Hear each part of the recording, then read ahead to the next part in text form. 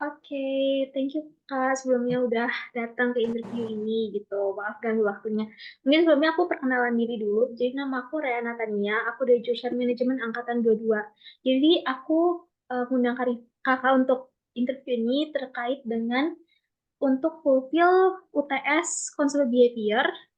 Nah, di sini tuh aku bakal ngasih beberapa pertanyaan Kakak.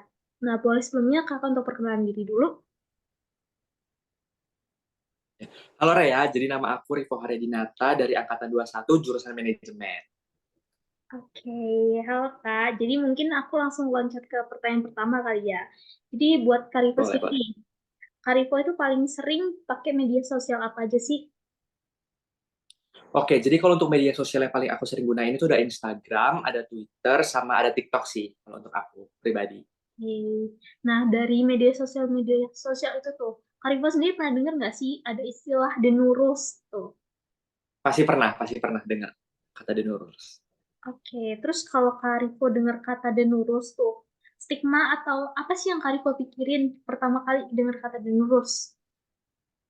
Oke, jadi kalau misal aku setiap dengar kata Nurul tuh ada tiga hal sih yang paling ngena banget. Pokoknya yang pertama itu ada hijab, terus yang kedua itu ada americano, dan yang ketiga itu ada bajawa. Rea, sebelumnya tahu nggak sih bajawa itu apa? Jadi bajawa Iya. itu kayak kafe gitu, Rea. Oke, jadi itu kafe yang sering Iya, ini ya di mention ya. iya, benar.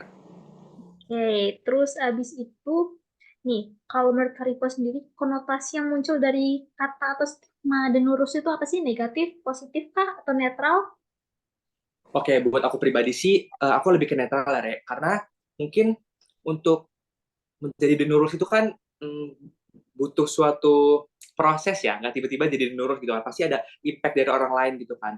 Nah, menurut aku sendiri sih itu netral ya, karena itu juga pilihan kan, mau berpakaian seperti apa, dan juga mau mengonsumsi seperti apa. Jadi menurut aku sih netral.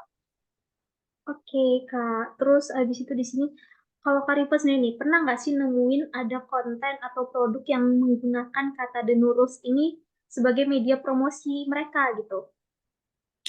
Oke, sejauh ini sih aku belum pernah ya, Re, nemuin untuk media promosi dengan menggunakan kata The New Rules, karena mungkin banyak juga stigma yang muncul terutama di TikTok yang bilang kalau misalnya The New Rules itu sebenarnya konotasinya negatif. Padahal menurut aku sebenarnya The New Rules itu nggak seperti itu sebenarnya. Jadi sejauh ini sih aku belum belum nemuin ya yang media yang menggunakan The New Rules sebagai media promosinya. Oke, mungkin mereka masih kayak takut karena stigma negatif itu Ya, ya.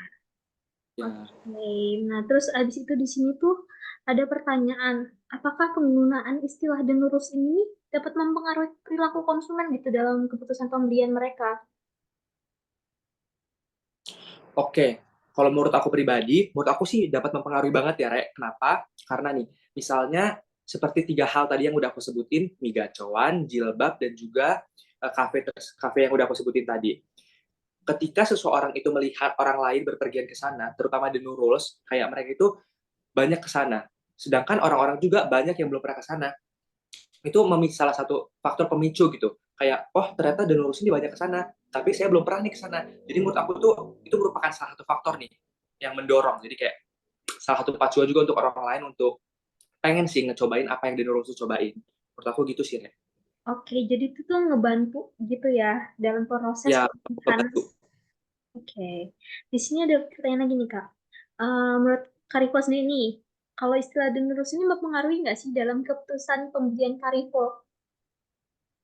Oke, kalau untuk aku sendiri, menurut aku berpengaruh ya. Kenapa? Karena sebenarnya nggak terlalu berpengaruh. Kalau misalnya dikasih 1 sampai 5, kira-kira 3 lah.